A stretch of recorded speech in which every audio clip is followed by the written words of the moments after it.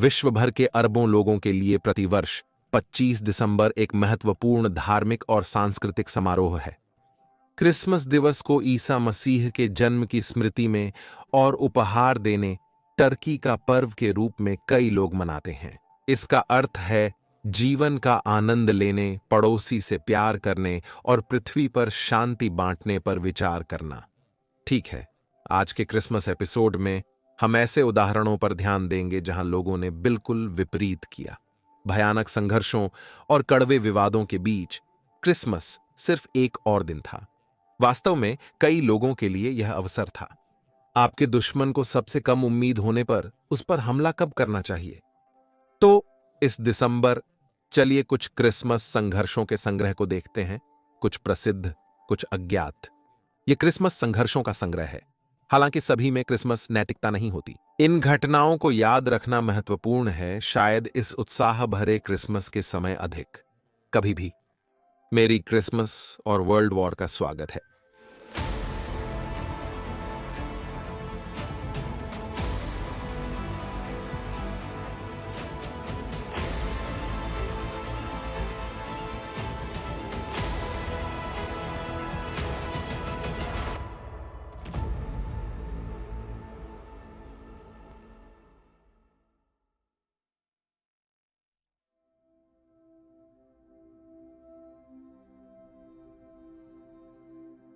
रात के अंधेरे में 25 दिसंबर 1757 को अमेरिकी क्रांति की सेनाओं ने अपनी सबसे प्रसिद्ध विजय प्राप्त की।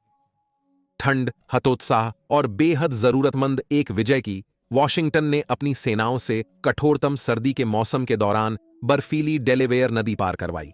उनकी 6000 महाद्वीपीय सेना में से केवल 2800 ने इसे प्रबंधित किया, जो उनकी अपेक्षा से कम था। फिर भी यह पर्याप्त होगा।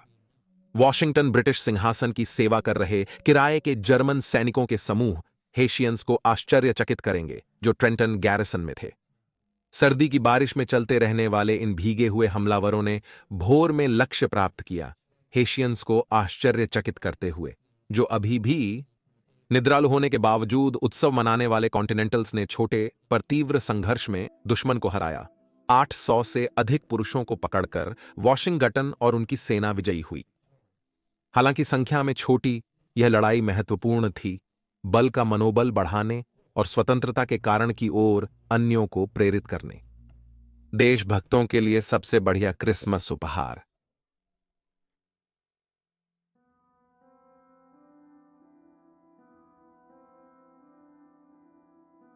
एक 1915 के अक्टूबर में जब जर्मन 8वें सेना ने रेगर पहुंची, तो उन्होंने आगे बढ़ना रोक दिया और सर्दियों की तैयारी में डगार बनाना शुरू कर दिया।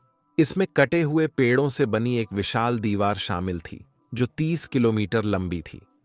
उनकी सुइयों से चिकनी की गई यह विशाल दुर्ग निश्चित रूप से क्रिसमस जैसी सुगंधित होगी।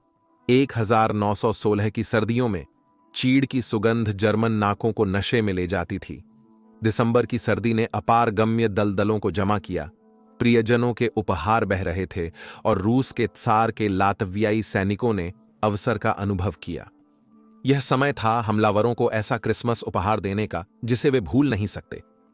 23 दिसंबर की शुरुआत पर लातवियाई निशानेबाजों ने हमला कर दिया। सफेद सर्दी और हिमस्टॉर्म का लाभ उठाकर यह बल तार की बाधाओं को तोड़कर रहेगर की सेना की लाइनों तक पहुंच गया। रूसी सैनिकों को घंटों या दिनों तक छिपाए रखने के लिए मजबूर किया गया, छिद्रदार जर्मन बलों से।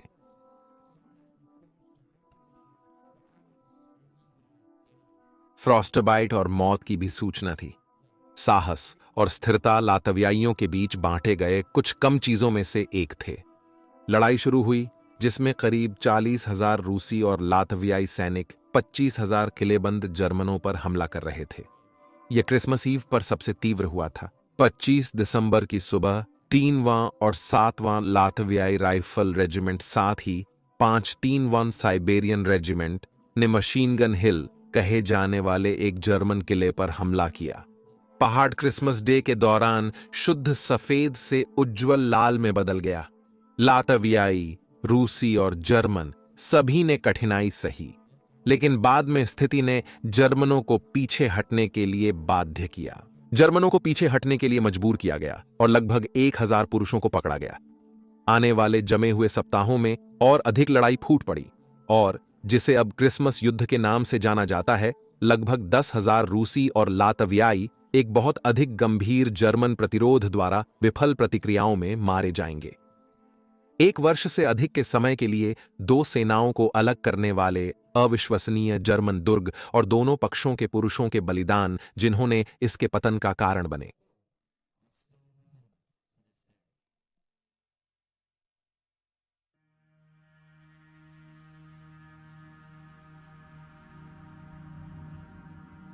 वियतनाम अमेरिकी युद्ध में कई पीड़ित हुए। 1972 का क्रिसमस उनमें से एक था। अमेरिका वियतनाम में शांति स्थापित करने, कम्युनिस्ट उत्तर और प्रो अमेरिकी दक्षिण के संघर्ष को समाप्त करने का प्रयास कर रहा था। युद्ध दोनों का युद्ध था, युद्ध दोनों का युद्ध था, युद्ध दोनों का युद्ध था, युद्ध दोनों का युद्ध था, युद्ध दोनों का था। 1972 में चर्चा ठप होने पर निक्सन की प्रशासन ने युद्ध जारी रखने की इच्छा प्रकट की। युद्ध के विरोध में सार्वजनिक राय इतनी विरोधी होने पर अमेरिकी जीवनों की हानि का जोखिम खासकर क्रिसमस के समय नहीं उठाना चाहिए था और इस प्रकार ऑपरेशन लाइनबैकर 2 का आविष्कार हुआ, एक विशाल परमाणु का वायु हमला। हनोई की राजधानी के चारों ओर केंद्रित इस ऑपरेशन में विशाल B-50 2 स्ट्रेटोफोर्ट्रेस विमानों के करीब 200 द्वारा 12 दिनों तक लगातार बमबारी शामिल थी। करीब 32,000 किलोग्राम के हथियार वहन करने में सक्षम इस विशाल बल ने 18 दिसंबर से 30 दिसंबर तक मौत और विनाश की बारिश की, लगभग 15,000 टन अयुद्ध ड्रॉप करते हुए।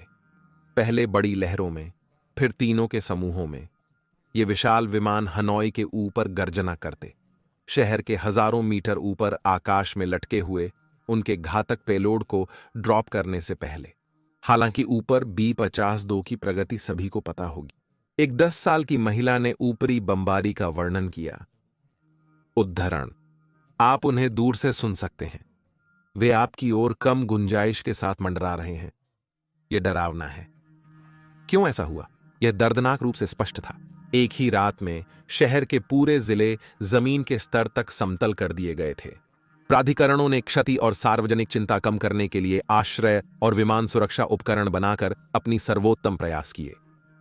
फिर भी जीवन की हानि महत्वपूर्ण थी। कम्युनिस्टों का दावा है कि हमलों में 1,600 लोगों की मौत हुई, लेकिन स्वतंत्र प्राधिकरण कहते हैं कि असली संख्या अधिक है। 40 के दशक के जलाने वाले बम के उपयोग से विनाश की पैमाने का अनुमान कौन लगा सकता था? और परिणाम क्या था? खैर, अंतर्राष्ट्रीय स्तर पर प्रतिक्रिया खराब थी। अनुमानित रूप से उत्तर वियतनाम के सहयोगी शक्तियों ने मॉस्को और बीजिंग में क्रिसमस बमबारी की निंदा की। संयुक्त राज्य के सहयोगी, नेटो के सदस्य भी। स्वीडन के प्रधानमंत्री ने विशेष रूप से बमबारी अभियान की निंदा की। नाजी और सोवियत अत्याचारों की सूची बनाने से पहले कहा कि, उद्धरण, अब उस सूची में एक और नाम जोड़ा जा सकता है, हनोई क्रिसमस 1972। यह तुलना असंतुलित लगती है, लेकिन जब पेरिस वार्ता शुरू हुई और उत्तर ने दक्षिण के प्रति बिल्कुल भी समझौता नहीं किया, तो अमेरिकी प्रतिनिधिमंडल ने दक्षिण वियतनाम को फिर भी हस्ताक्षर करने के लिए कहा। समझौता क्रिसमस बमबारी से पहले वाले के बिल्कुल समान होना था।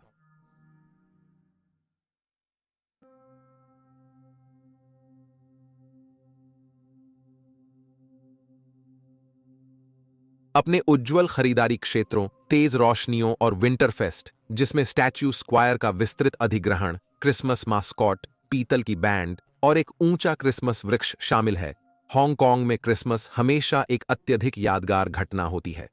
खैर, 1941 में हांगकांग को अपना सबसे यादगार क्रिसमस मनाने की तैयारी थी, सभी गलत कारणों के लिए। यह इसलिए है क्योंकि 40 से 21 सर्दियों में हांगकांग एक युद्ध क्षेत्र बन गया। उसी सुबह जब जापानी नौसेना ने पर्ल हार्बर के अमेरिकी नौसेना के अड्डे पर हमला किया, जापान साम्राज्य भी वहां बराबर या शायद अधिक हमला कर रहा था। और भी अधिक महत्वपूर्ण, ब्रिटिश क्राउन कॉलोनी हांगकांग पर पूर्णतः हमला। लगभग 14,000 ब्रिटिश, भारतीय, और चीनी सैनिकों को 30,000 जापानी सैनिकों के खिलाफ लड़ते हुए हांगकांग की लड़ाई में 17 दिनों तक कठोर लड़ाई हुई। 8 दिसंबर को जापानी ने अपना हमला शुरू किया। ब्रिटिश सेनाओं की तुलना में 4-1 की अनुपात में और चीनी युद्ध के कठिन सैनिकों का उपयोग कर सहयोगी ने पर्ल हार्बर के जापानी आधार पर हमला किया। हांगकांग को हमेशा एक आर्थिक संपत्ति माना गया है, लेकिन विंस्टन चर्चिल ने अप्रैल 1941 में इसके बचाव की संभावना के बारे में संदेह जताया। हालांकि प्रयास किए, बंदूकें तैयार की गईं और हांगकांग सिटी के उत्तर में जिन ड्रिंकर्स लाइन के नाम से जाने जाने वाले एक किले की रेखा चित्रित की गई। फिर भी 11 दिसंबर तक ब्रिटिश साम्राज्य की सेनाएं ब्रिटिश सेना के प्रयासों के चलते नष्ट कर दी गई थीं। ब्रिटिश साम्राज्य ने शहर में ही निरंतर जापानी दबाव के कारण संक्षेप में वापसी की। विमानों और तोपखाने की रोजाना बमबारी के साथ जापानी अपने अंतिम हमले की तैयारी कर रहे हैं। दिसंबर की 18 की रात को 2 बटालियन हांगकांग द्वीप के उत्तरी हिस्से पर उतरी, एक समुद्री सिरा स्थापित करती हुई। भयानक लड़ाई हुई जिसमें खूनी युद्ध शामिल था। हर सड़क पर लड़ाई हुई। क्रिसमस दिवस की दोपहर तक युद्ध निर्णित हो गया था। हांगकांग के उत्तरी किनारे, दक्षिणी पक्ष और केंद्रीय पहाड़ी पर जापानियों का कब्जा था। तीनों मोर्चों पर बिखरे और आगे बढ़े। अंत में ब्रिटिश ने समर्पण करने का सहमत हो गए।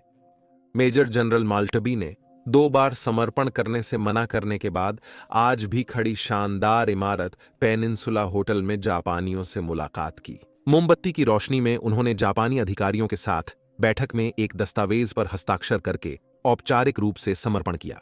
25 दिसंबर के उस दस्तावेज ने हांगकांग में ब्रिटिश पर जापान की जीत को स्वीकार किया। यह समर्पण हांगकांग के लोगों के लिए सदैव ब्लैक क्रिसमस के रूप में याद रहेगा। ब्रिटिश साम्राज्य के करीब 2000 सैनिक मारे गए थे, जबकि 10,000 अब कैद हो गए थे, जबकि जापानी 2000 क्षतिग्रस्त हुए थे, लेकिन बदतरीन अभी बाकी थी। जापानी लगभग 4 वर्षों के लिए हांगकांग को कब्जा करेंगे और उन्हें इस मुक्त व्यापार और पश्चिमी मुहरने वाले शहर के प्रति कोई प्रेम नहीं था।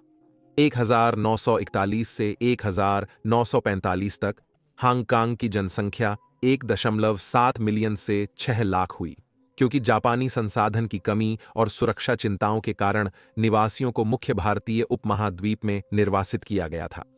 ब्रिटिश ने सब कुछ किया था, वे पहले हांगकांग छोड़ने वाले थे। यह 25 दिसंबर 1941 से शुरू हुआ था, काली क्रिसमस। और वहां आपके पास क्रिसमस संघर्षों का संग्रह है, क्रिसमस की 4 दुखद कहानियां। देखने के लिए धन्यवाद। नीचे अपनी टिप्पणी छोड़ें, वीडियो को पसंद करें और चैनल का समर्थन करने के लिए सदस्यता लें। आप जहां भी हैं, आपको शुभ क्रिसमस और मैं आपसे अगली बार मिलूंगा। देखने के लिए धन्यवाद।